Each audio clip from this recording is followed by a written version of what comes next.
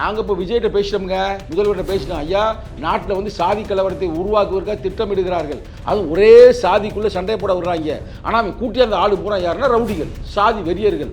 அப்போ இதை பார்த்துக்கிட்டுலாம் இருக்காதீங்கன்னு சொல்லியாச்சு. நிச்சயமாக கடுமையான நடவடிக்கை நாங்கள் எடுப்போம். சும்மா நாங்கள் விட மாட்டோம். இதில் இதை தூண்டி விட்டதை இந்த ராஜா வந்து மன்னிப்பு கேட்கணும்னா ராஜா மேலே நாங்கள் வழக்கு போடுவோமுங்க. கூட்டணியை விட்டு நாங்கள் போகிறோம்னா ஆல்மோஸ்ட் பிரதர் போயிட்டு உங்களுக்கு அமைச்சர் பதவி தாவேகா கொடுக்குது அப்படின்னா அது கூட நான் திமுக தலைவர்கிட்ட தான் கேட்பேன் அப்படின்னா எனக்கு புரியவே இல்லை. என்ன இதுதான் கட்சியோட ட்ராக், டிப்ளோமேட்டிக் அப்ரோச். உங்க கட்சி நல்லா இருக்கணும்னு தாவேகா நினைக்குது. ஆனா வந்து திமுக தலைவர்கிட்ட போய் பர்மிஷன் வாங்கணும்னா அப்ப கட்சி எதை நோக்கி நகருது அப்படின்னு திமுக காரங்களை தெரிஞ்சுங்க. திமுக காரங்க நல்லா கேட்கிறாரு.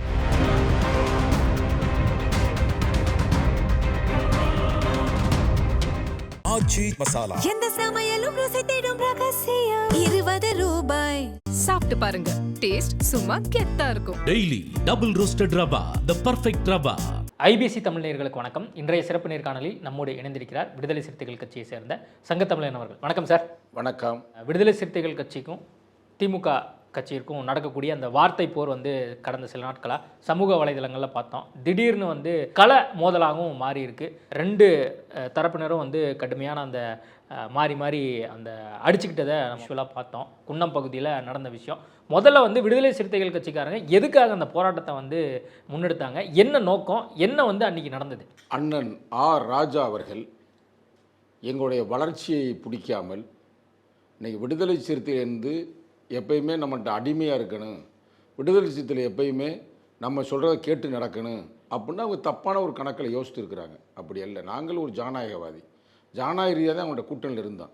ஆனால் அவங்க அந்த பண்ணையார் தோரணையில் இந்த ஒரு படத்தை டைலாக் சொல்லுவாங்கல்ல, நான் கோட் சூட்டு மாட்டினா காலு மேலே காலு போட்டா உங்களுக்கு ஏன்டா அப்படி போகாமல் வருது, சாவுங்கடா அப்படின்னு ஒரு படத்தில் சூப்பர் ஸ்டார் ரஜினி அந்த சுடுவார். அது மாதிரி வந்து எங்களுக்கு மன வருத்தங்கள் இருந்தாலும் கூட நாங்கள் அதை ஒன்றும் பெருசாக வெளிக்காட்டி கொள்ளாமல் எங்களுக்கு ஒரு வாய்ப்பு கிடைக்கிறது. என்ன வாய்ப்புனா, ஒரு கட்சி வந்து ஆட்சியை அமைக்க வேண்டும் என்றால் எங்களோட 2 சீட்டு சேர்ந்தாதான், அது 116 இருக்குது, அந்த 2 போய் சேர்ந்தாதான் அது ஆட்சி அமைக்கக்கூடிய தகுதி வருங்க அப்படின்னு வந்துச்சு சூழ்நிலை. இப்போ எங்கள்கிட்ட 2 இல்லைன்னா அவங்க வரப்போகிறதில்ல. அப்போ அவங்களுக்கு 2க்கு மேலே அவங்களும் வச்சுருந்தாங்கன்னா அவங்களும் எங்கள்கிட்ட கேட்க போகிறதும் இல்லை. அப்போ இந்த சூழ்நிலையில் வந்து நம்ம வந்து அந்த ஆதரவு கொடுக்கவில்லை என்றால் ஒரு ஆளுநர் ஆட்சி இங்கே வந்துடும், மோடி ஆட்சி வந்துடும், அமித்ஷா ஆட்சி வந்துடும் அப்படின்னு ஜனநாயக ரீதியாக நாங்கள் சப்போர்ட் பண்ணோம். காங்கிரஸ் எதை செய்ததோ, கம்யூனிஸ்ட் எதை செய்ததோ அதைத்தான் நாங்களே செஞ்சுருக்கிறோம். ஆனால் திமுகவுடைய அந்த சாதி வெறியா இல்லை பண்ணையாருடைய எண்ணமா எங்கள் தலைவர் மேலே அவங்களுக்கு போடுறதுக்கு துப்பு இல்லை. ராஜாவை தூண்டி விட்டு அவங்க ஒரு ட்வீட் போடுறாங்க. அந்த ட்வீட்டில் வந்து நீங்கள் பார்த்தீங்கன்னா டெலிட் ஆகிருக்கு மிக கொச்சையாக. அது மட்டும் இல்லாத பெண்களுக்கே ஒரு எதிர்ப்பான கருத்து. அந்த கருத்து போடவுமே நாங்கள் எதிர்வினை ஆற்றணும். நான் இல்லைன்னு சொல்லலை. நாங்கள் அவங்க எதிர்த்து பேசினா அவங்களும் எங்களை எதிர்த்து பேசினாங்க. உடனே வந்து முன்னாள் முதல்வர், முன்னாள் தளபதி ஸ்டாலின் அவர்கள் அதெல்லாம் எடுத்துடணும், அப்படிலாம் செய்யக்கூடாதுன்னு வான் பண்ணுறாரு. அது வான் பண்ணால் அப்படியே நிற்க வேண்டியதானே. அடுத்து ஒரு டைலாக், அதே மாதிரி டைலாக்கு குண்டாக்க மண்டாக்க அதையும் போடுறாரு. போட்டு முடிச்சதுமே ஜனநாயக ரீதியாக எங்கள் கட்சியை சார்ந்தவர்கள், அது குறிப்பாக குன்னம் பகுதியை சார்ந்தவர்கள் ராஜாவை கண்டித்து ஒரு ஆர்ப்பாட்டம் நடத்த போகிறோம் அப்படின்னு தலைமை சொல்லலை. அங்கே இருக்கிற மாவட்ட செயலாளர், அவர் பேர் அன்பானந்தம், அவர் முடிவெடுத்து அறிவிக்கிறார். அறிவித்ததுமே எங்கள் தலைவர் வந்து ஃபோன் பண்ணி சொல்லிட்டாரு, தம்பி இதெல்லாம் தேவையில்லாத வேலை, அதெல்லாம் முடிஞ்சு போச்சு, அந்த வேலையை நீ செய்யாத அப்படின்னு சொல்லிட்டார். சொன்னதுமே அதை நாங்கள் நிறுத்திட்டோம். காலையில் நடத்த வேண்டியதை நடத்தலை. அதே போலீஸுக்கு கொடுத்த பெர்மிஷனை அவங்க நிறுத்திட்டாங்க. அப்போ அங்கே நிகழ்ச்சியே இல்லை. ஆனால் நிகழ்ச்சி இல்லை என்பது எல்லாருக்கும் போகலை. அந்த செய்தி இரவோடு இரவாக அறிவிச்சனால, இரவோடு இரவாக நிறுத்தியதுனால யாருக்கும் தெரியாமல் குறைஞ்சது எப்படி நாங்கள் தனியாக அந்த குன்னத்தூர் நடத்தினாலே குறைந்தது 1000-2000 பேர் திரளுவோம். ஆனால் வெறும் 100 பேர் தான் வந்திருக்கிறாங்க. இதை தெரிஞ்சுக்கிட்டு அவங்க என்ன பண்ணியிருக்கிறாங்க, திமுக காரர்கள், மரியாதையாக சொல்கிறேன், என்ன அங்கே இருக்கிற லோக்கலில் இருக்கிற இந்த ரவுடிகள் இருப்பாங்க பார்த்தீங்களா, அது வந்து கூலிப்படை இருக்கும் பார்த்தீங்களா, எங்கள் செய்தி கிடச்சா அவங்கள கூட்டிகிட்டு வந்து கல்லை கொண்டுட்டு வந்து, கல்லை அவங்களே வண்டியில் கொண்டாந்துருக்கிறாங்க. ஒரு 35 காரில் வந்திருக்கிறாங்க. வந்து கல்லை விட்டு எரிஞ்சுக்கிட்டு அவன் ஒருத்தர் மண்டையை உடச்சிக்கிட்டேன். அவன் கட்சிக்காரனே உடச்சி பெரிய பிரச்சனையாச்சு. நீ என்னமோ கலவரம் இல்லை, எங்களை அடிக்க வந்தார்கள், நாங்கள் தடுத்தோம். எங்கள் ஒருத்தர் அடிக்கும்போது அடிப்பா கல்லை விட்டு எரிப்பா, அதை இப்போ மண்டை நான் காட்டிக்கிட்டு இருப்போமா, அதை தான் செஞ்சேன். ஆனால் அது எவ்வளோ ஒரு அயோக்கியத்தனை. ஏங்க, ஒரு கூட்டணி இருந்து நாங்களாக அங்கே போனோம். நான் தெளிவாக சொல்கிறேன்ல, 100 பேர் எப்படி இருப்பாங்க, அது குன்னம்ன்றது எங்களுடைய கோட்டை, குன்னம் என்பது விடுதலை சிறுத்தைகளின் கோட்டை. ஏன் அவங்க டெபாசிட் போச்சு கேட்டு சொல்லுங்கள். ஏன் அந்த தொழில் அவங்க டெபாசிட் போச்சு? ஏங்க ராஜா தாங்க சென்னைக்கு எல்லாம் முக்கிய பொறுப்பு, சென்னை பொறுப்பாளர், அதாவது மேட்டை பொறுப்பாளர். ஏன் எல்லா இடத்தையும் தோத்து போனாங்க 2 பேரை தவிர? ஏங்க தளபதி ஸ்டாலின் தோத்து விட்டார்? அப்போ தலித்துக்கு நீங்கள் விரோதமாக செயல்பட்டு இருக்கிறீர்கள், அதனால் தலித்து ஓட்டு போச்சு. நான் உன்னை நேர்மை கேட்குறீங்க, இவ்வளவு கேட்குறீங்களா? இல்லை, நான் எனக்கு என்ன ஒரு சந்தேகம்னா, ஆராசா அந்த சமூகத்தை சேர்ந்தவராக இருந்தாலும் அவரை வந்து திமுக தலைமையே இந்த மாதிரி பதிவு போடுங்க அப்படின்னு வந்து சொல்ல வைக்கிறாங்களா, இல்லை அவரு அப்படி போடுறாருன்னு நினைக்கிறீங்களா, இல்லை அவருக்கு வேற எதுவும் அழுத்தம் இருக்குன்னு நினைக்கிறீங்க? 3 வகையில் நான் பார்க்குறேன். முதல் சந்தேகம், அவருக்கு தொடர் தோல்விகள். குன்னம் தொகுதியில் வந்து டெபாசிட் போச்சு, சென்னை மேலிட பொறுப்பாளர் இருக்கும்போது எல்லாம் போச்சு. அப்போ தன்னை நிலைநிறுத்தி கொள்ள வேண்டும் என்பதற்காக, மேலிடம் வந்து மகிழ்ச்சி அடையும் என்பதற்காக செஞ்சுருக்கலாம். ஒன்று இல்லை, என்ன பண்ணியிருக்கலாம்னா, மேலிடமே என்ன சொல்லியிருக்கலாம், தலித்து ஓட்டுகளுக்கெல்லாம் அவன் கவர் பண்ணுறது தான் உன்னை வச்சிருக்கிறான். ஏன் உன்னை வச்சிருக்கிறான்? யாரும் வஞ்சிருக்கலாம். அதுக்காக முன்னாள் முதல்வர் தான் சத்தம் போட்டிருப்பான்னு நான் சொல்லலை, யாராவது அவரை ஏற்றி விட்டுருப்பாங்க. எனக்கு கிடைத்த வரைக்கும், எனக்கு அவங்க குடும்பத்தில் நெருங்கிய சில உறவுகள்லாம் இருக்கிறாங்க.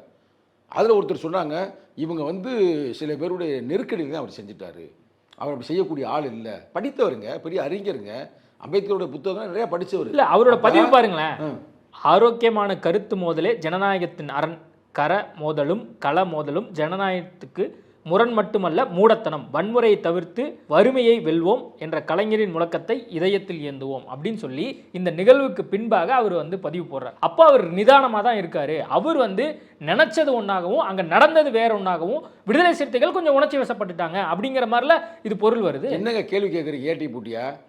நாங்கள் இருந்த இடத்துக்கு ஏங்க அவங்க வந்தாங்க? இது நீங்க இல்ல, நீங்க தான் அறிவிக்கிறீங்க, நீங்க தான் அறிவிக்கிறீங்க. ஆமாங்க, நாங்க அறிவிச்சோம்ங்க. எதுக்கு அறிவிக்கிறோம்? ஜனநாயக ரீதியா நீ பதிவு போடுறா, ஏற்கனவே பண்ணலையா? சாதி தலைவர், நீங்க தலைவரை பத்தி பேசினாரா பேசலையா? அவர் வெறும் ட்விட் மட்டும் தான் போட்டாரு. நீங்க களத்துல இல்ல, நீங்க களத்துல ஏன் போராட்டத்துக்கு பண்ணணும்னு நீங்க நினைக்கிறீங்க? கேள்வி பதில் சொல்லுங்க. சாதி தலைவர்னு முதல்ல எங்க தலைவரை பற்றி பேசினார். அதே குன்னத்தில் நாங்கள் இதற்கு முன்னால் ஆர்ப்பாட்டம் நடத்தியிருக்கிறோம் கூட்டணி இருக்கும் பொழுது. அதுக்காக நாங்கள் வந்து வாயடிச்சு கிடக்கல. ஆனால் இன்றைக்கி நாங்கள் கூட்டணி விட்டு போயிட்டோம்ன்றது ஒரே இதுதாங்க. 108 தொகுதி இருந்துச்சு இல்லைங்க, 108 தொகுதியில் எங்கள் 2 மூணு மெச்சூரிட்டி ஆச்சு இல்லைங்க. அப்படியே கற்பனைங்க, கற்பனை தாங்க. திமுக இதே மாதிரி ஒரு பொசிஷன், திராவிட முன்னேற்ற கழகம் அந்த 108 வந்திருக்குது. நாங்களாம் சேர்ந்துருக்கிறோம், சேர்ந்து நாங்கள் அவங்களுக்கு ஆதரவு கொடுத்துருக்கோம். அவர் முதல்வர் ஆகிட்டார் ஸ்டாலின். அப்போ அவர் எங்களுக்கு அமைச்சர் கொடுப்பாரா? வன்னியரசு கொடுத்துருப்பாரா? காங்கிரஸ் கொடுத்துருப்பாரா? சொல்லுங்க. திமுக அதுல எந்த ஒரு நிலைப்பாடுமே எடுக்கலையே. நாங்க வந்து அமைச்சரவையில பங்கு, ஆட்சி அதிகாரத்தில் பங்கு, நிலைப்பாடே போச்சு. அதுக்கு தான் ஊத்தி போயிருச்சு. உங்க புத்தி இருக்கு வர, இந்த புத்தி தான் மட்டுமே நல்லா இருக்கணும், எங்க ஓட்டை வாங்கணும். ஆனா மற்றவன் பூரா எவனுமே வாழக்கூடாது, வளரக்கூடாது நினைக்கிறான்ல. இந்த அயோக்கியத்தனமான புத்திக்கு தான் முதல்வரே தோத்துருக்கிறாரு. இல்லைன்னா முதல்வர் தோக்க முடியுமா? தோக்கிறதுக்கான வாய்ப்பு இருக்கு. அது என்ன காரணம் அவங்க ஆராய போறாங்க. நாங்க சொல்றோம், ஆம்ஸ்ட்ராங்குடைய கொலை வழக்குக்கு இந்த ராஜா குரல் கொடுத்தாரா? அதே மாதிரி அங்க இருக்கிற துப்புரவு தொழிலாளர்கள் போராடும் பொழுது இந்த ராஜா ராஜாவா ஆண்டிமட ராஜாவான்னு தெரியல குரல் கொடுத்தாரா? மேல் பாதிக்குள்ள கோர்ட் ஆர்டர், கோயிலுக்குள்ள கூட்டி போன வாயை திறந்து பேசியிருக்கிறாரா? சின்னத்துறையை வாயில வெட்டுனாங்க, படிக்கிற நல்ல பையனு. அதுக்காக அந்த ராஜா வாயை திறந்தாருங்க. எதுக்கு வாய் திறக்காரு? இப்ப மட்டும் ட்வீட் பண்றாரு. இங்க பாருங்க, ரொம்ப அமைதியாக இருக்கிறோம். உங்க தலைவர் என்ன சொல்றாரு? அவங்களுடைய கருத்துக்களை நம்மளால வந்து புரிந்து கொள்ள முடிகிறது. எனக்கு வந்து ஆராசா பேசினது ஒரு வழியை ஏற்படுத்தியிருக்கு அப்படின்னு சொல்லி அவர் சொல்லும் பொழுது, அப்போ கட்சி தொண்டர்களால் ஏன் வந்து அதை கடைபிடிக்க முடியல? ஏன் வந்து அதை புரிந்து கொள்ள முடியல? தலைவர் சொல்றதை நீங்க ஏன் கேட்க மாட்டேங்கிறீங்க அப்படிங்கிற ஒரு கேள்வி இருக்குல்ல. தலைவருடைய சொல்ல மீறி நாங்கள் யாரும் எந்த ஆளும் செயல்பட மாட்டோம். தலைவர் என்ற பல்கலைக்கழகத்தில் படித்தவர்கள் தான் 2ஆம் கட்ட தலைவர்கள் எல்லாருமே. அப்போ தலைவரையே ஒருத்தர் இப்படி கொச்சைப்படுத்தி, அமைப்பை கொச்சைப்படுத்தி ஒருத்தர் எழுதும் பொழுது அதற்காக ஒரு ஆர்ப்பாட்டம் நடத்துவது ஜனநாயகம் கொடுக்க கடந்து செல்லுங்க அப்படின்னு சொல்லும் பொழுது என்ன பிரச்சனை? அப்போ இப்படி சொல்லுவோமா? அப்போ அவங்க வந்து நடத்துவாங்க நிகழ்ச்சி, அப்போ அதை போய் நிகழ்ச்சியில் போய் அடிச்சு மண்டையை உடைங்கினான்னு முன்னாள் முதல்வர் ஸ்டாலின் சொன்னாரா? இது கலவரமாகாதா? இது நீங்க தூண்டுற மாதிரி ஆகாதா? அது ஏன் செய்யற? நீ அமைதியா இருக்க வேண்டியதானே, எதிர்கொள்ள வேண்டியதானே. நாங்க அங்க தப்பா பேசினா எங்களுக்கு வழக்கு போடு. நீங்களும் ஒரு ட்விட் போடுங்க, சங்கத்தமிழன் ஒரு ட்விட் போடுங்க, வன்னியரசு போடுறாருல அது மாதிரி போட்டுட்டு போக வேண்டியதானே. அவ ஆராசா மூலியமா பிரச்சனையை முடிச்சிட்டாங்கல்ல. நீங்க வந்து எல்லாரையும் வந்து இந்த மாதிரி தூண்டி விட்டு நிறைய கருத்துக்களை பதிவு பண்ண வைக்கிறீங்க. நல்ல தெளிவா சொல்லுங்க, நல்ல தெளிவா சொல்லுங்க. நாங்க யாரையும் தூண்டி விடல, சரிங்களா? ஒரு கொச்சையா நல்லா கேட்டுக்குங்க, ஒரு தமிழ் பண்பாட்டுல கெட்ட வார்த்தையா போடுறேன். எவெல்லாம் 24 அமைதியா உங்க வேலையை பாருங்க. தோத்து போயிட்டோம், ஏன்டா தோத்து போனா, என்னடா காரணம், இதுக்கு என்னடா வழிகள் இருக்குன்னு அந்த வழியை நோக்குங்க. அதை விட்டுவிட்டு ஜனநாயக ரீதியாக நாங்கள் போராடி கொண்டு இருக்கும் பொழுது நீ போட்டாவை பாருங்க, நீ போட்டாவை பாருங்க. அவன் எப்படி வந்தான் வண்டியில் பார்த்தா? வந்தாங்களா வரலையா? 35 வண்டி வந்துச்சான், எல்லாம் ரவுடி பயிலுங்கண்ணா. நாங்கள் இப்போ விஜய்கிட்ட பேசிட்டோம்ங்க, முதல்வர்கிட்ட பேசிட்டேன், ஐயா நாட்டில் வந்து சாதி கலவரத்தை உருவாக்குவதற்காக திட்டமிடுகிறார்கள், அதுவும் ஒரே சாதிக்குள்ளே சண்டை போட விடுறாங்க. ஆனால் அவன் கூட்டி அந்த ஆளு பூரா யாருன்னா ரவுடிகள், சாதி வெறியர்கள். அப்போ இதை பார்த்துக்கிட்டுலாம் இருக்காதீங்கன்னு சொல்லியாச்சு. நிச்சயமாக கடுமையான நடவடிக்கை நாங்கள் எடுப்போம். சும்மா நாங்கள் விட மாட்டோம். இதில் இதை தூண்டி விட்டதை இந்த ராஜா வந்து மன்னிப்பு கேட்கணும்னா ராஜா மேலே நாங்கள் வழக்கு போடுவோமுங்க. அப்புறம் தலைவர் என்ன சொல்லியிருக்காரு இறுதியா இது சம்பந்தமா அவர் வந்து பொதுவெளியோட அமைதியா இருக்குன்றாரு. இந்த பிரச்சனையை மேல இது பண்ணாதீங்க, யாரும் எந்த ஆர்ப்பாட்டம் நடத்தாதீங்க, இந்த இது யாரும் பெருசு. ஆராசா எதுவும் வந்து தலைவர்கிட்ட எதுவும் ஃபோன் பண்ணி பேசினாரா, வருத்தம் தெரிவிச்சாரா? இப்போ நீங்க சொல்றீங்கல்ல அவர் வருத்தம் தெரிவிக்கணும்னு சொல்றீங்க, தலைவர்கிட்ட எதுவும் பேசினாரா, வச்சாரா? இந்த மாதிரி ட்விட் டெலிட் செய்யப்பட்டிருக்கு, அதுவும் இல்லாமல் நம்ம ஜனநாயக ரீதியாக கருத்து மோதல்களில் ஈடுபடுவோம் அப்படின்லாம் வந்து அவர் ட்விட் போடுறாரு. வேற எதுவும் வந்து நீங்க எதிர்பார்க்குறீங்களா ஆராசாட்ட, இல்லை திமுக தலைமையிட்ட நீங்க எதுவும் எதிர்பார்க்குறீங்களா, இல்லை தலைவர் எதுவும் எதிர்பார்க்குறாரா? தலைவரை விடுங்க, தலைவர் ஒன்றும் பிரச்சனை, தலைவர் அமைதியாக இருக்க சொல்லிட்டாருங்க. ஆனால் விடுதலை சிறுத்தையுடைய இளைஞர் அணி, இளைஞர் எழுச்சி பாசறை என்ன சொல்கிறது என்றால், நாங்கள் மக்கள் விடுதலைக்காக வந்தோம், மோதாதீங்க, அமைதியாக இருக்குங்க. தலைவர்கள் அமைதிப்படுத்திட்டா நாங்கள் அமைதியாக இருக்கிறோம். நான் இனிமேல் உங்கள் பிரச்சனைக்கு நாங்கள் வரலங்க, நீங்கள் பாட்டுக்கு உங்களுக்கு பிடிக்கணும்னா நீங்கள் டிவிக்கே பேசிக்கிறோம், எங்கள்கிட்ட கிராஸ் பண்ணேன்னா சிக்கல். அப்போ எங்கள்கிட்ட வந்து மோதாத தம்பி, நான் திருப்பி சொல்கிறேன், அன்பாக சொல்கிறேன், ராஜா அவர்களே தயவு செய்து ஒரு மன்னிப்பு மாதிரி போட்டு விட்டுருங்க, தெரியாமல் செய்து விட்டேன், இல்லைங்க தலைவர்கிட்ட பேசி விட்டு சோழியை முடிச்சுடுங்க. இதை விட்டு உங்கள் கட்சியுடைய தலைமை குளிர்விக்கலாம் அப்படின்றதுக்காக கலவரம் பண்ணுவோம், அது பண்ணுவோம்னா இரும்பு கரம் கொண்டு உங்களை ஒடுக்க சொல்லுவோம். தலைமையினுடைய செயல்பாடும் அரசியல் நிர்பாடும் எனக்கு பெரும் வியப்பையும் வேதனையும் அளிச்சிருக்கு அப்படின்னு வந்து பனையூர் பாபு வந்து கிட்டத்தட்ட 6 பக்க அறிக்கையில் வந்து குறிப்பிட்டு சொல்லியிருந்தார். அதில் வந்து 4வது பக்க அறிக்கையில் இந்த மாதிரி பல்வேறு கருத்துக்களை வந்து முன் வச்சிருக்காரு. பனையூர் பாபுவனுடைய இந்த ஸ்டேட்மெண்ட்டை நீங்கள் எப்படி பார்க்குறீங்க? வியாபாரியாக கட்சிக்குள் வந்தார், வியாபாரம் செய்தார், இப்போ வியாபாரத்திற்காக வெளியே சென்று விட்டார். இது கடுமையான வார்த்தை இல்லை, இது உண்மையான வார்த்தை தானே. இவர் எப்போ தலைவர் சொல்லி தானே 2007 இருந்து பயணிக்கிறாரு. எப்போ வந்தார் அரசியலுக்கு? 2007 வந்திருக்கேங்கிறாரு. வந்தார், நல்லா கேட்டு பாருங்க, 2026 ஆச்சு. ஏங்க விடுதலை சிறுத்தை நாங்கள் உட்காந்து ஒவ்வொன்றையும் பார்த்துக்கிறோம், எப்போ வந்தார், எங்கே வந்தாருன்னு. வந்ததுமே அவருக்கு எம்எல்ஏ சீட்டு கொடுத்தாரு. 2007 இருந்து நான் கட்சிக்காக என்ன பண்ணியிருக்கேன், நான் வந்து சமூக ஊடகங்கள்ல என்னென்ன கருத்துக்கள் போட்டிருக்கேன், நான் கட்சிக்காக ஊடகத்தை ஆரம்பிச்சிருக்கேன், தலைவருடைய கருத்துக்களை எல்லா பக்கமும் போகணும் அப்படிங்கறதுக்காக இத்தனை முயற்சிகள் பண்ணியிருக்கேன், தலைவர் தான் வந்து நிக்க வச்சாரு 2021 அப்படின்னு ரொம்ப டீட்டெயிலாக போட்டிருக்காருல்ல. எப்படி இருந்தாலும் ஒரு காலத்தில் சகோதரராக இருந்தார், ஆனால் அவரை பற்றி நான் விமர்சனம் பண்ண நான் விரும்பலை. என்னங்க பேசுகிறாரு, எங்கள் தலைவர் என்றைக்குமே பேசுகிற ஒரே கருத்து தான், ஒரே வாசகம் தான், சனாதானத்தை எதிர்க்கின்ற வார்த்தை தான். என்னைக்கு பேசுகிற மாற்றி எங்கே பேசுகிறார்? அவர் என்ன சொல்ல வர்றாருன்னா, அவர் என்ன சொல்ல வர்றாருன்னா தாவேகாவோட கூட்டணி குறித்து திருமாவளவன் என்னென்ன ஸ்டேட்மெண்ட் சொன்னாரு, அதே மாதிரி விஜய் குறித்து அவர் என்ன சொன்னாரு, அதுக்கப்புறம் லைவ்ல ஒன்று சொல்றாரு, பத்திரிகையாளர் சந்திப்பில் ஒன்று சொல்றாரு, நேற்று இரவு கொடுக்கும்போது ஒரு கருத்தை வைக்கிறாரு, அடுத்த நாள் ஒரு கருத்தை வைக்கிறாரு, அப்படிங்கிறத அவர் சொல்றாருல, சொன்னது தானே நம்ம சொல்றோம். இப்போ நான் விளக்கம் கொடுக்கட்டுமா? எங்கள் தலைவர் டிப்ளோமேட்டிக்காக அப்ரோச் பண்ணார். காங்கிரஸ் எங்களுக்கு வேண்டிய கட்சி தான், காங்கிரஸ் மாதிரி அப்படியே வெற்றி பெற்று அடுத்த நாளே போய் சேரல, போய் முதல்வரை சந்தித்து, எந்த முதல்வர், முன்னாள் முதல்வரை சந்தித்து எங்களுக்கு அழைக்கின்றார்கள், நாங்கள் செல்லலாம் என்று இருக்கிறோம், வெளியிலிருந்து ஆதரவு கொடுக்கலாம் என்று நாங்கள் சிந்தித்துக் கொண்டிருக்கிறோம், அதற்காக நாங்கள் உயர்நிலை குழுவை நாங்கள் கூட்டுவோம், நாங்கள் எங்களுடைய உயர்நிலை குழுவுடைய உறுப்பினருடைய கருத்துக்களை உள்வாங்கி நாங்கள் ஒரு முடிவுக்கு வருவோம்ன்ற போது, ஒரு சாதாரண கட்சி, ஒடுக்கப்பட்ட மக்களுக்கு உருவான கட்சி, அது யார், விளிம்புநிலை மக்களுக்காக, அந்த கட்சிக்கு ஒரு வாய்ப்பு வருதுங்க, நாங்கள் போய் கேட்கலங்க. இன்னமும் சொல்ல விஜய் என்ன சொன்ன தெரியுமாங்க தலைவர்கிட்ட, இது நான் தான் பொறுப்பு, நேரடியாக அண்ணே நீங்கள் வாங்கினேன், உங்களுக்கு வந்து நாங்கள் அமைச்சர் பதவி எந்த அமைச்சருமே நீங்கள் வாங்கிக்கணும், முதல்வரை தவிர என்ன உங்களுக்கு வேணுமோ நீங்கள் வாங்கிக்கிறீங்கண்ணே, நேரடியாங்க 1க்கு 3 முறை சொன்னார். நாங்கள் பதவிக்கு ஆசைப்பட்டிருந்தோம்னா, பதவிக்கு பல்லு இழுக்கிற ஆளாக இருந்தால் நாங்கள் ஓகேன்னு போயிருப்போம்ல, வேண்டாம், நமக்கு அமைச்சர் பதவியே வேண்டாம், வெளியிருந்து ஆதரவு கொடுப்போம் என்பதுதான் எங்க தலைவருடைய கோட்பாடு. முடிச்சுக்கிறேங்க, வெளியிருந்து ஆதரவு கொடுப்ப வேண்டியதான் எங்க தலைவருடைய கோட்பாடு. ஆனால் எங்க கட்சியில் இருக்கிறவர்கள் என்ன சொன்னாங்கன்னா, இப்படி ஒரு வாய்ப்பு கிடைக்குதுன்னு இதை பயன்படுத்திங்க அப்படின்னு போது வன்னி அரசு கொடுக்கப்படுகிறது. எங்கள் அமைச்சர் வந்து ஒரு காலத்தில் வந்து ஈழத்திற்கு நேர சென்று போராடி அங்கே இருக்கிற கலெக்ட் பண்ணி டாக்டர் கலைஞர் மு கருணாநிதியை கொடுத்தவர். இன்னைக்கு அவர் ஒரு அமைச்சருக்கு வரும்பொழுது இது எவ்வளவு பெரிய ஒரு நல்ல விஷயம், நீங்க பாராட்டணும் இல்லைங்க. வன்னியரசை பாராட்டலாம். நான் என்ன கேட்கிறேன், திருமாவளவன் விஜயை பத்தி என்ன சொல்லியிருக்காரு, நேற்று வரை நடிகர் RSS மற்றும் பிஜேபி பெற்றெடுத்த பிள்ளை என்று கடுமையான விமர்சித்து, அவர் இன்று அதே பிள்ளையை தடுத்தெடுப்பது போல் நிலைப்பாடு எடுப்பது, அவர் இதுகாலம் வரை சமரசமின்றி கட்டி காத்த கொள்கைகள் எல்லாமே மாறி போயிடுச்சு, தடம் மாறிடுச்சுங்கிறாரு. யாரு இது எழுதுனது, யார் இதை பேசுறீங்க? பனையூர் பாபு சொன்னதான் சொல்றேன். அவரை கேட்டு சொல்லுறதெல்லாம் யார் எழுதுனாங்கன்னு தம்பி எழுதவே தெரியாது. கரெக்டாக அது சொல்றாரு, நெருக்கடிகள் சூழ்ந்த போதும் கொள்கை நெறிப்படிய வாழ்தல் வீரம், நெருப்பு அளவுக்கு வீழ்ந்த போதும் அடிமை நெறிமீறி பாய்தல். நான் என்ன கேக்குறேன், பனையூர் பாபு விட்டுருங்க, பனையூர் பாபு விட்டுருங்க, பனையூர் பாபு விட்டுருங்க சார். நான் என்ன கேக்குறேன் சார், இல்ல சார், நான் கேக்குறது என்னன்னா, திருமாவளவன் சொன்னாரா இல்லையா இந்த ஸ்டேட்மெண்ட்? Right. திருமாவளவன் அதுக்கு பொதுவெளியில அமைதியா சொன்னாரா வாயை இல்லையா? மூடிட்டு இப்ப அப்படியே மாறிடுச்சா? நீ அமைதியா இருந்தா அமைதியா இருக்கு. நான் ஃபுல்லா கொடுத்தவர் பேசணும். நல்லா கேட்டுக்கிறீங்க. நாங்கள் திருப்பரங்குன்றத்தில் பேசுகிறோம் மக்களுக்காக. அங்கே திருப்பரங்குன்றத்தில் எங்கள் தலைவர் பேசிய இந்த டயலாக்கு. அப்போ திருப்பரங்குன்றத்தில் ஏன் நாங்கள் பேசணும்னா, அந்த காலகட்டத்தில் திருப்பரங்குன்றத்தை பற்றி ஏதாவது வாயை திறந்தாரா இன்றைய முதல்வர்? அதை விடுங்க. கவிர் படுகொலை நடக்கிறது, தமிழ்நாடே திரும்பி பார்க்கிறது, அப்போது ஏதாவது வாயை திறந்தாரா? அப்போ எதுவுமே சொல்லாமல் இருக்கும்போது எங்களுக்கு ஒரு சந்தேகம் வருது. அந்த சந்தேகத்தில் சொன்னோம். ஏன்னா கார்ல் மார்க்ஸ் என்ன சொல்கிறாருன்னா, எல்லாவற்றையும் சந்தேகின்றாரு. அந்த நோக்கில் நாங்கள் சந்தேகித்தோம். ஆனால் தேர்தலில் வெற்றி பெற்ற பிறகு அவர் யார்ட்டையும் போல. அவர் நினச்சிருந்தா பிஜேபிகிட்ட போயிருக்கலாம். ஒரு சீட் நினைக்காதீங்க, அவங்க மட்டும் வந்திருந்தாங்கன்னா அப்பயே உடச்சி கிடச்சி இணைத்து இவர் அன்னைக்கே ஒரு முதல்வர் ஆக்கியிருப்பாங்க. ஆனால் அவர் எங்கே வர்றாரு? திருமாவளவன்கிட்ட தான் வர்றாரு. நீ திருமாவளவன் தான் எனக்கு ஆதரவு கொடுக்கவில்லை. விஜய் அவர்கள்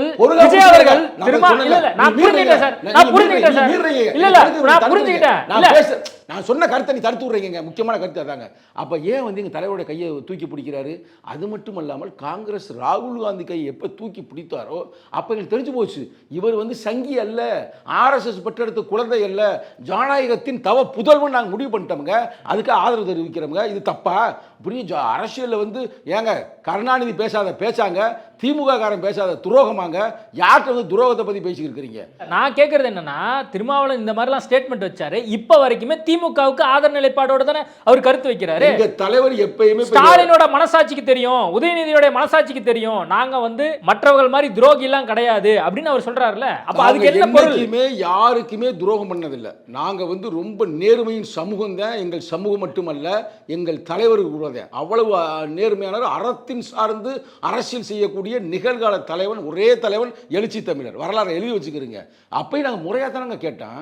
நாங்கள் கேட்கலையா அவர் ஸ்டாலின் பேசிட்டு? ஏன்னா நாங்கள் அவங்க கூட்டணியில் இருந்தனாலதான் நாங்கள் ஜெயிச்சிருக்கிறோம். எங்கனாலே அவங்க ஜெயிச்சிருக்கிறாங்க பிரதர். நல்லா கேட்டுக்கிறோம். நாங்கள் மட்டும் கூட்டணி இல்லாமல் இருந்திருந்தோம்னா அவர் ஃபுல்லாக எல்லாம் அடி. உதயநிதிலாம் தோத்துருப்பாப்ல. உதயநிதி ஜெயிச்சதுக்கே எங்கே ஓட்டுதேன். நான் ஓப்பனாக தானே கிளைம் பண்ணுறேன்ல.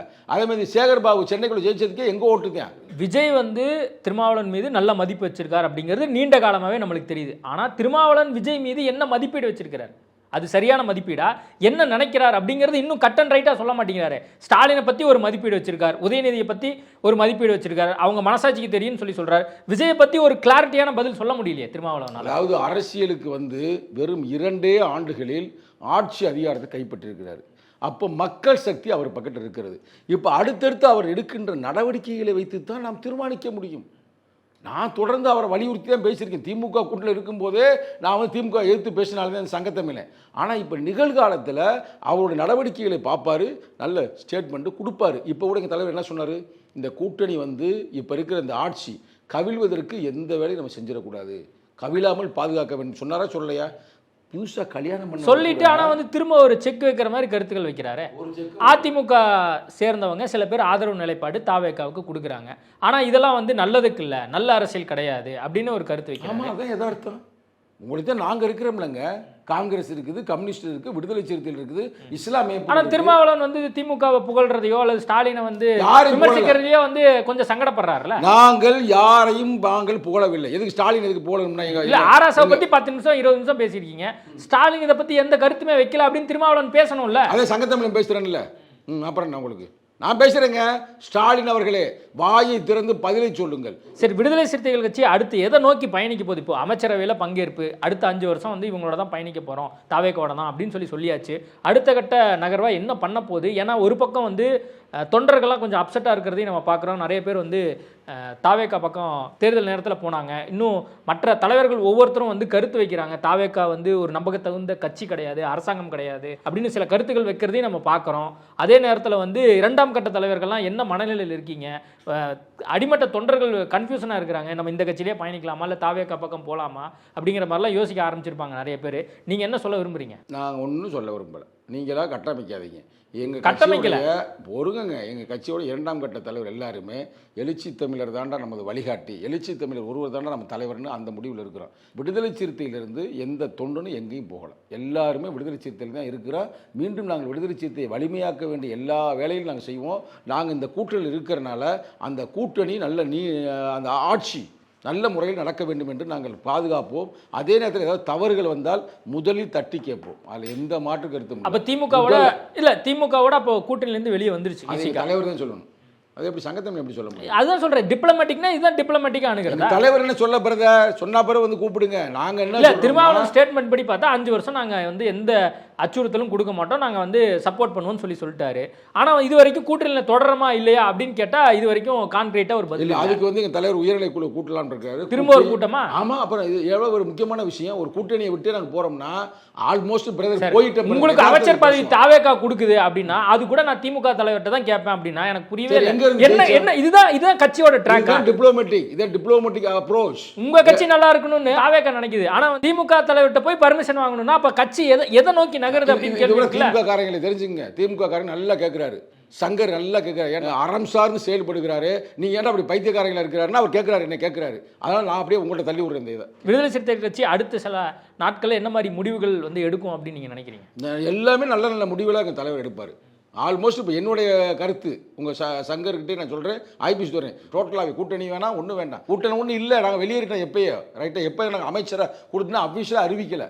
அதை அறிவிக்க வேண்டும். அதிவிரைவில் எங்கள் தலைவர் அறிவிக்க வேண்டும் என்று இளைஞரணி விரும்புகிறது. இளஞ்சிறுத்தைகள் சார்பாக நீங்கள் இளைஞர்களுக்கு சொல்ல விரும்புறது என்ன? ரொம்ப அமைதியாக இருக்கணும் தோழர்களே. இவங்க சாதி வரியை தூண்டுவாங்க. ஏன்னா தோற்று போய் இருக்கிற பூரா பல பேர் சாதி வரியை தனித்தனியாக நான் பேரை சொல்ல விரும்பலை. திமுக காரங்க அவங்க சும்மா இருக்க மாட்டாங்க. விஜய் இப்போ புதுசாக வந்திருக்கிறாரு, நம்ம நோண்டி பார்ப்போம், அதை பண்ணுவோம் இதை பண்ணுவோம் நினைப்பாரு. அதனால் வந்து நம்ம யாருக்கு வந்து யாருடைய கருத்துக்கு வந்து நீங்கள் செவிசாய்த்து நீங்கள் எந்த இது பதிவுகளும் போடாதீங்க சம்மந்தம் இல்லாமல். தலைவர் நமக்கு என்ன வழிகாட்டுகிறாரோ அதைத்தான் நம்ம பேசணும். வேற ஒன்றும் நம்ம வந்து பேச தேவையில்லை. அதே நேரத்தில் நீ கேட்கல, நான் சொல்றேன், யாரு நம்ம இன்றைய முதல்வர் மக்களுடைய செல்வாக்கில் வெற்றி பெற்றிருக்கின்ற தளபதி. இவர்தான் தளபதின்னு இவருதான் பொருந்தது. செய்யாதே செய்திருக்கிறார், நடக்காது நடத்தி காட்டிருக்கிறார். 8 பேர் கொடுத்துருக்காருங்க அமைச்சர். கொடுக்க சொல்லுங்க வைப்போம். 8 பேர் அமைச்சர் வரலாற்றில் ஒரு தலித் புரட்சியை உருவாக்கி இருக்காரு. நான் ஓப்பனாக டிக்ளரேஷன் பண்றேன். சாதாரண விஷயமாங்க. நீங்கள் கொடுத்தா கொடுப்பாங்க ஒரு 2 3. உயர்கல்வித்துறை அமைச்சர் எங்கள் சமூகத்தை சார்ந்த விளிம்புநிலை மக்களுக்கு தான் கொடுத்துருக்கிறாரு. அதே நேரத்தில் பள்ளி கல்வித்துறை அமைச்சரும் கொடுத்துருக்கிறாப்புல. எங்கள் கட்சிக்காருக்கு நீ கொடுத்துருக்கிறாரு. சமூக நீதியை ஆதிராவிட நலத்துறை அமைச்சரும் கொடுத்துருக்கிறாப்புல. அது மட்டும் இல்லாமல் இன்னும் 4 பேர் கொடுத்து ஆக மொத்தம் 8. கற்பனையே பண்ணி பார்க்க முடியாது தமிழ்நாட்டு வரலாற்றிலே. அதனால இந்த திமுக காரங்க சாதி வரி பிடிச்சவங்க ரொம்ப திட்டமிடுவாங்க ஏதாவது செய்யலாம்னு. ஆகையால் தயவு செய்து எங்கள் தலைவர் முன்னாள் முதல்வருக்கே வச்சார் ஒரு கோரிக்கை. மைக்ரோ மேனேஜ்மெண்ட் லெவலில் இந்த சாதி வரி மத வரியை தூண்டுவர்களை கண்டுபிடித்து அவனை தூக்கி லாக் பண்ணுங்க. ஒரு படத்தில் போலீஸாக நடித்து ரவுடி பையில பூரா டம்முன்னு அடிப்பீங்க. நான் பார்த்தேன் அந்த படத்தை. அது படத்தில் இல்லாமல் நிகழ்காலத்தில் எவெல்லாம் சாதி வரி தூண்டுறானோ அவனை கண்டுபிடிப்பதற்கு மைக்ரோ மேனேஜ்மெண்ட் லெவலில் ஒரு திட்டத்தை போடுங்கள். எங்கள் தலைவர் அப்பவே சொன்னாருங்க 2021 யார்கிட்ட முதல்வர்கிட்ட சொன்னார், ஒரு மைக்ரோ மேனேஜர் லெவலில் நீ வைங்க. நீங்கள் கேள்விப்பட்டிருப்பீங்க. வைக்கவே இல்லை. இன்றைய முதல்வர் அவர்களே இவங்க நிச்சயம் செய்வாங்க. இப்போ எப்படி ஏன் அந்த சண்டை வருது? ஏங்க மற்ற இடத்துல வரல. சென்னையில் நாங்கள் ஆர்ப்பாட்டம் பண்ண தெரியுமா உங்களுக்கு? சென்னையில் எங்கள் மாவட்ட செயலாளர்கள் ஆர்ப்பாட்டம் நடத்தினார்கள் வலுவாக. அங்கே எதுக்க முடியல. அப்போ குன்னத்தில் ஏன் பண்ணுறாங்கன்னா அங்கே வந்து வேற ஆளும் எதுக்க முடியாது விடுதலை சிறுத்தைகளுக்காக. ராஜாவும் அதே சமூகத்தை சார்ந்தவர். மோத விட்டு வேடிக்கை பார்க்கிறீர்கள். இது அயோக்கியத்தனம் இல்லையா? நான் நேரடியாக கேட்குறேன். தயவு செய்து தமிழக முதல்வர் அவர்களே இரும்பு கரம் கொண்டு அவங்களை முடக்குங்கள், அவங்கள வந்து ஒடுக்குங்கள். ஓகே, மக்கள் பார்க்குறாங்க, அவங்க பார்த்துட்டு புரிஞ்சுக்கிட்டோம். நேர்காணல் கொடுத்ததுக்கு மிக்க நன்றி. நன்றி, வணக்கம். ஆச்சி மசாலா. எந்த சமையலும் ருசி தேடும் ரகசியம். 20 ரூபாய். சாப்பிட்டு பாருங்க, டேஸ்ட் சும்மா கெத்தா இருக்கும். Daily double roasted rava, the perfect rava.